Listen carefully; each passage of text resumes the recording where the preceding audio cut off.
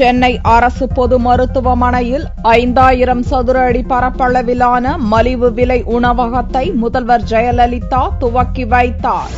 கடந்த பிப்ரவரியில் துவக்கப்பட்ட தமிழக அரசின் மலிவு விலை உணவகம் சென்னை மாநகராட்சியின் 200 வார்டுகளில் செயல்பட்டு வருகிறது. இதன் தொடர்ச்சியாக சென்னை அரசு பொது மருத்துவமனையில் 5100 சதுரடி பரப்பளவில் 300 பேர் அமர்ந்து சாப்பிடக்கூடிய மலிவு விலை உணவகத்தை தலைமைச் செயலகத்திலிருந்து முதல்வர் ஜெயலலிதா புதனன்று காணொலி காட்சி மூலம் துவக்கி வைத்தார். நான் கிருஷ்ணகிரி மாவட்டத்தில் வந்திருக்கிறோம்.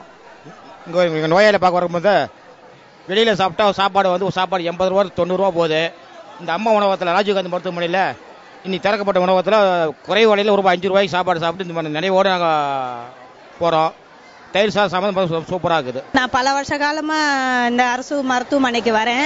சாப்பாடு இல்லைன்னா ஒரு சமயம் கொஞ்சம் மயக்கமாக கூட இருக்கும். கடையில் போய் சாப்பிட வசதி இல்லாத இருக்கும். அந்த விதத்தில் எனக்கு இந்த அம்மா உணவகம் திறந்து வச்சதில் ரொம்ப சந்தோஷம்.